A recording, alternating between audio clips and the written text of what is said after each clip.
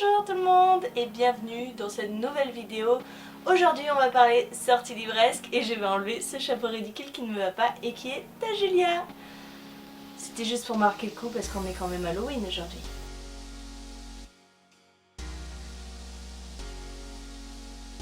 Comme d'habitude pour ce type de vidéo, vous retrouvez en barre d'infos tous les liens vers les résumés des livres puisque quand je prépare cette vidéo, je lis les résumés et je les oublie aussitôt, donc n'hésitez pas à les voir. On commence par le 6 novembre qui est une date chère à mon cœur puisque c'est mon anniversaire et je vais être vernie puisqu'il y a énormément de sorties le 6 novembre. La première, il s'agit du Dernier Magicien, le tome 2 de Lisa Maxwell paru chez Casterman. J'ai vraiment beaucoup aimé le premier tome qui m'avait un petit peu rappelé Six of Crows puisque on est avec une jeune fille qui va partir dans le passé à New York pour retrouver un mystérieux livre, l'Ars Arcana, et elle va faire appel à une équipe de voleurs, de truands, etc. pour dérober ce livre, sauf que ça va pas se passer comme c'était prévu, et il va y avoir pas mal de retournements de situation, de bonds dans le temps, etc. C'était vraiment une chouette première introduction dans cette saga et j'ai hâte de continuer. Le 6 également, je me suis notée Désorientée de Marine Carteron parce que de cet auteur j'ai déjà lu 10 que j'avais beaucoup aimé et ça me donne plutôt envie. C'est aussi chez Casterman et décidément le 6 novembre c'est leur jour. Toujours le 6, je me suis notée Les Éternels, le tome 1 Gaïa de Amy Kaufman et Megan Spooner. C'est chez J'ai lu. C'est le format semi-poche il me semble. Pourquoi je me suis notée cette sortie? C'est parce que les deux auteurs me parlent. Amy Kaufman pour la saga Illuminae et Megan Spooner pour... je sais plus, j'ai un de ses livres dans ma palle, quelque chose en rapport avec des elfes ou des trucs comme ça. Je voudrais pas dire de bêtises mais c'est un truc fantastique, jeunesse. Donc je me suis dit l'association des deux, pourquoi pas. Comme d'habitude je ne me souviens plus du tout du résumé donc je vous laisse aller voir. On passe au 7 novembre où sortira un livre de Valentin Musso qui s'appelle Un autre jour. C'est chez Seuil. On est dans une histoire où sa femme Claire va être assassinée. Qu'est-ce qui est pire que de perdre la personne qu'on aime le plus au monde? Eh bien c'est de la perdre une seconde fois. Voilà, j'ai juste lu ça, je m'en suis rappelé. Et j'aime bien Valentin Musso, j'ai pas lu énormément de ses livres, j'en ai lu 2, mais j'aime beaucoup cet auteur, donc pourquoi pas. Le 8 novembre sortira Les Lames Vives de Ariel Holz, c'est le premier tome Obédience, c'est dans les éditions Nemos, dans la collection Naos. C'est ma lecture que j'ai entamée aujourd'hui parce que Marilyn Titoumamax du blog Summaries Books me l'a gentiment offert en avance pour mon anniversaire. Donc tant qu'à l'avoir en avance, autant le lire avant tout le monde, hein. C'est logique. On est dans une histoire de fantasy. De ce que j'ai lu pour l'instant, on va être avec les lames vives. Ce sont des sortes de guerriers qui sont interconnectés ensemble, qui utilisent le vif argent. Le vif argent coule dans leurs veines. Mais il va pas leur arriver des choses très bonnes. Je crois que les lames vives ne sont pas très bien vues dans la société.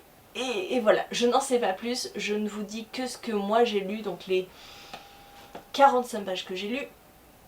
C'est tout ce que j'en ai tiré pour le résumé, mais j'adore pour l'instant. 45 pages d'un univers très fourni et je vous en donnerai des nouvelles très bientôt en point lecture. Le 13 novembre sortira Apocalypse Blues, le tome 3, L'ère des révoltes de Chloé Jo Bertrand aux éditions Big Bang, enfin édition Brajlon, collection Big Bang.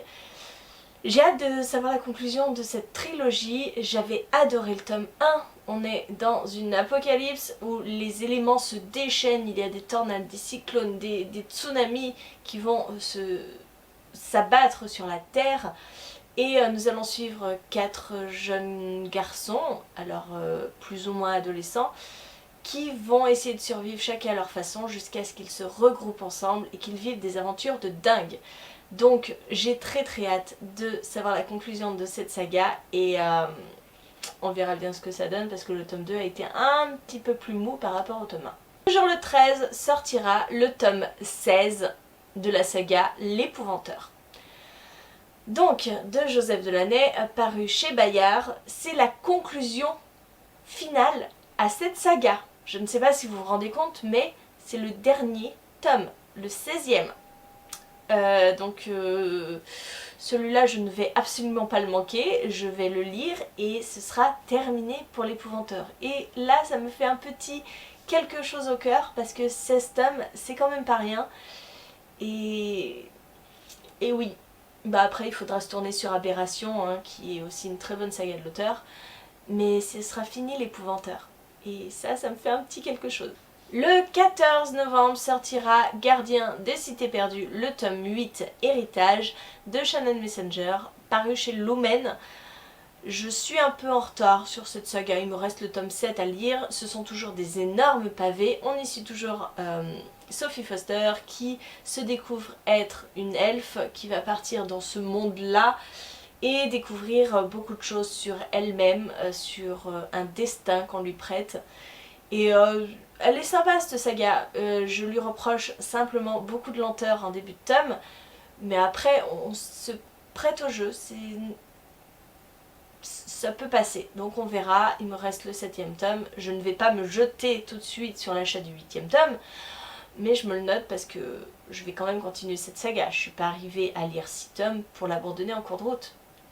Le 20 novembre sortira un tome 3 d'une saga que j'aime beaucoup, il s'agit de La Légende des Quatre de Cassandra O'Donnell. Le tome 3 c'est Le Clan des Serpents, c'est paru chez Flammarion et j'ai hâte parce que chaque année maintenant c'est un petit peu le rituel autour de mon anniversaire de me procurer cette saga. Et je l'aime bien, c'est du jeunesse mais pour autant c'est pas du jeunesse gnangnan très soft, non, on est avec des métamorphes qui bouffent des humains, hein, très clairement, qui bouffent des humains. On est dans un mélange de fantastique avec un petit peu de bitlit, c'est plutôt un mélange très sympa et j'ai hâte de voir ce que donne le Clan des Serpents parce que avec les 2 premiers tomes, on abordait 2 autres clans et le Clan des Serpents c'est celui qui m'intrigue le plus, comme beaucoup je pense. Le 20 sortira Stopper, excusez-moi j'ai eu un bug, Showstopper de Hayley Baker chez Bayard, et là c'est aussi le résumé qui m'a interpellée. On est dans le Londres de 2025, je crois que c'est pas si éloigné de... Non, 2045, excusez-moi, je regarde mes notes parce que je veux pas vous dire de bêtises non plus. 2045, 2 clans divisent la cité, le clan des bâtards et le clan des purs. 2 choses qui s'opposent, ça promet une lutte sans merci. Et voilà. Plus de renseignements en barre d'infos comme d'habitude. Le 27 sortira le tome 11 de The Promised Neverland, le manga que j'aime beaucoup avec ces orphelins coincés dans un orphelinat où tout est beau, tout est rose jusqu'à ce qu'ils apprennent ce qu'ils sont vraiment. Et qu'ils cherchent à s'échapper parce qu'on en veut à leur vie, hein, très clairement. J'aime beaucoup, j'ai lu le tome 10 le mois dernier, donc le tome 11 sera acheté, sera lu dans la foulée. Comment passer à côté de cette sortie au 28 novembre qui annonce quoi? Le 4e tome de La Passe Miroir de Christelle Dabos aux éditions Gallimard Jeunesse. C'est le tome 4, j'aime beaucoup cette saga comme beaucoup de gens il me semble.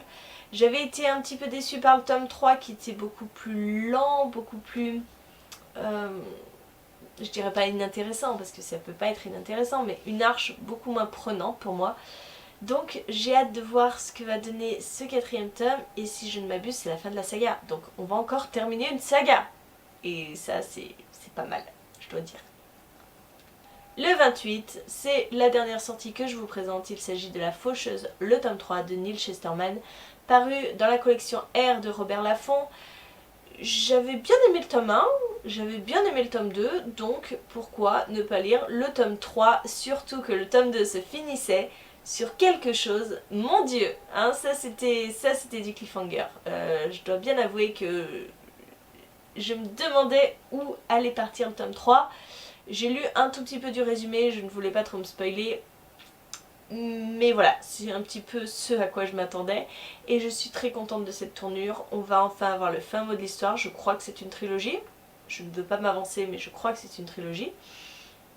Donc ce sera encore une saga de finie, ça pourrait être bien.